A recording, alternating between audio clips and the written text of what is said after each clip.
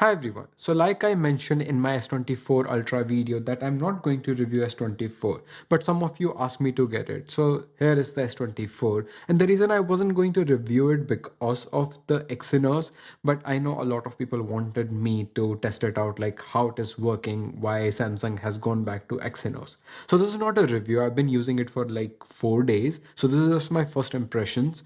But I wanted to share some things with you guys if you're planning to get a new Android flagship compact phone or the cheapest Samsung flagship phone. So let's talk about it. There are only few things I'd like to share in this video. I'll start with the upgrade and changes done from the S23. So this year on S24, you're getting more efficient LTPO screen, which was missing last year, and the screen is brighter as well.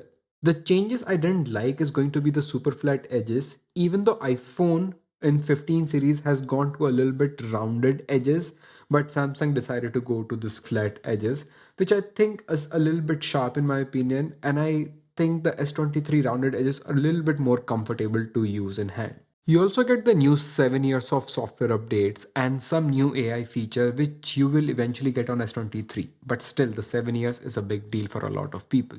And there is also the new always on display just like S24 Ultra. The speakers are slightly better as well. But those are the only upgrades. Yes, you will get 256s base model in many countries, but I wouldn't call it an upgrade because like it's exactly same as last year and the price is also same. But the thing is, see, I understand that you will get incremental updates like any other phone. You won't be upgrading every year. But I don't think that justifies giving us the inferior CPU. Yes, Exynos 2400 is an inferior chip as compared to Snapdragon 8 Gen 3 and in many ways than Snapdragon 8 Gen 2 from last year as well. When I got S23 last year, I could tell from the very first day the battery life was better. But it's been almost 4 days and the battery seems to be average so far. And I'm not even a heavy user. And please don't tell me that the Samsung phone will get better after time. Yeah, I know how it works, but I know when I got S23 what I was getting into.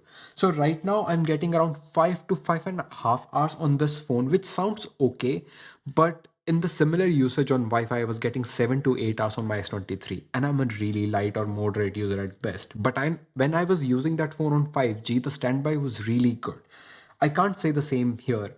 So the standby on 5G is not great. Also, it eats up a little bit more battery as compared to S23 on 5G.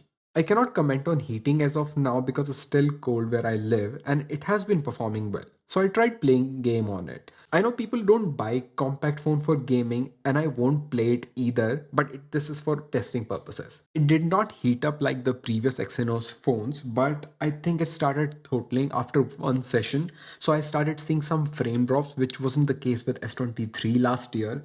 So yes, I think the vapor chamber will be helping you with the cooling itself, but I think it is still throttling, and having those extra two cores might impact the efficiency as well. I know you'll be seeing a lot of videos where people will be saying that Exynos is much better this year, which I agree. It's not a hot mess like S20 or S21. Even with the S22 Snapdragon 8 Gen 1, this is performing better. But I still think this is inferior phone as compared to S23 with my usage at least for 4 days. And I think getting S23 over S24 will be a better bet at this time. You can even get 128 GB if you want. It will be cheaper. I know it's UFS 3.1, but the price difference will be a lot if you can manage 128. Because even the cameras are basically same. You do not get any upgrade there as well. It's the same sensor. I think the color tuning has been done a little bit better, but I still think it is an average camera for the price. So I think Samsung needs to release an update to fix these cameras. Also, the charging speed is basically same. It's 25 watt like last year. I think Samsung should have given 45 watt at least on S24. So overall, I don't see a lot of upgrades to justify that Exynos over Snapdragon. I know that is keeping the price as same as last year, but I still think you shouldn't go for it. At least not right now. I will be traveling and testing this phone thoroughly. I didn't even want to post this video, but I think I know a lot of people are waiting to get this phone.